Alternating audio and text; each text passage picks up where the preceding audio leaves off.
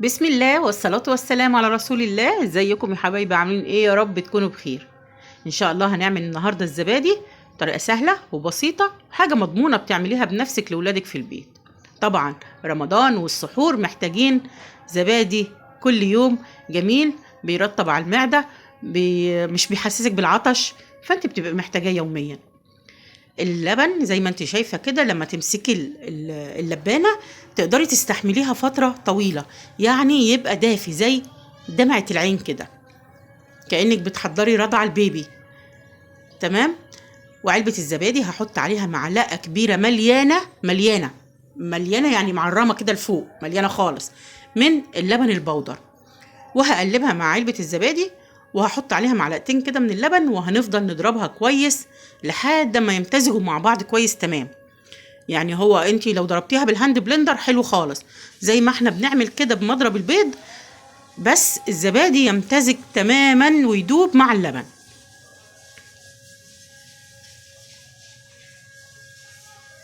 زي ما انتي شايفة كده، بعد ما اضربها هبدأ اضيفها على لتر اللبن،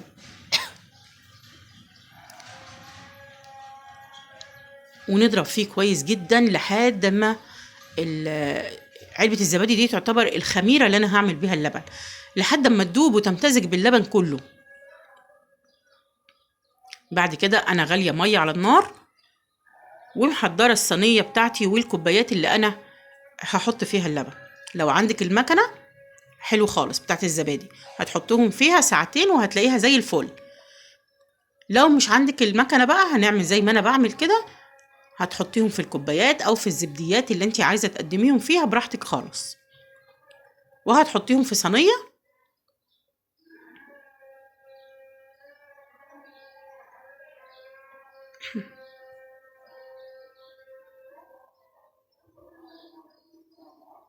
هنصب بقى الكمية كلها زي ما انت شايفة.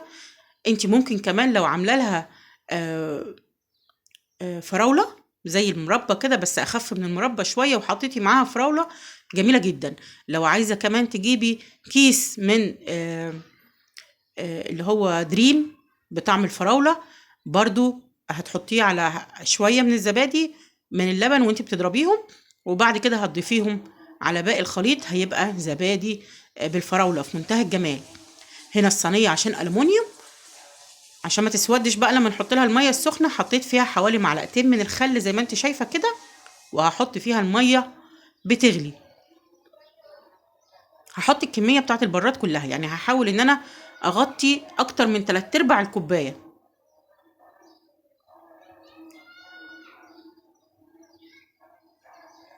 بعد ما بتحطي المية كلها هتغطيها كويس. لو عندك استرتش هتغطيها بالاسترتش مرة او مرتين، يعني هتحطيه كده تغطي بيه الصينية مرتين فوق بعض، وبعدين هتعملي زي ما انا هعمل كده.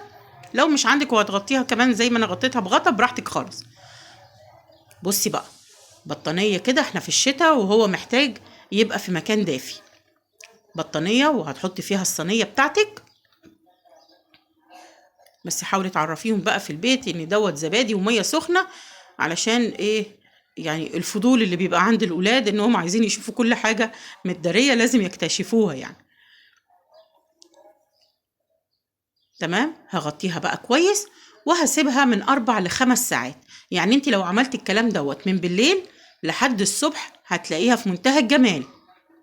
بصي هي كده لسه سخنة مولعة، وبدأت تتماسك معايا زي ما انت شايفة. لسه كمان لما تتحط في التلاجة هتتجمد اكتر او هتتماسك اكتر يعني.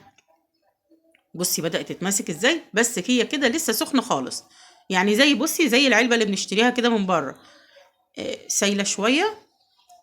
لما تتحط في التلاجة هتبقى في منتهى الجمال زي ما انت شايفة كده اهي. والمية لسه دافية، يعني انا بخرجها من المية قدامك اهو لسه دافية، معنى كده ان الزبادي بتاعي بفضل الله ناجح. طبعا احنا هنعمل حسابنا ان يبقى فيه كوباية كده ديت الخميرة بتاعت تاني يوم، علشان مش هنقعد بقى كل يوم نبعت نشتري علبة زبادي. كده خلاص تمام، هي جاهزة وخرجت من التلاجة، حلوة جدا متماسكة. بصي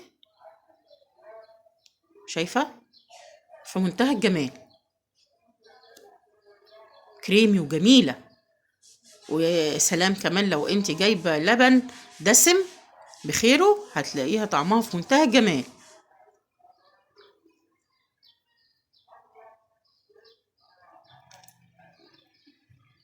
ده كده هم خرجوها على السحور وكنا هنتسحر بيها. لسه هوريكي بقى تاني يوم عاملة ازاي، حلوة جدا.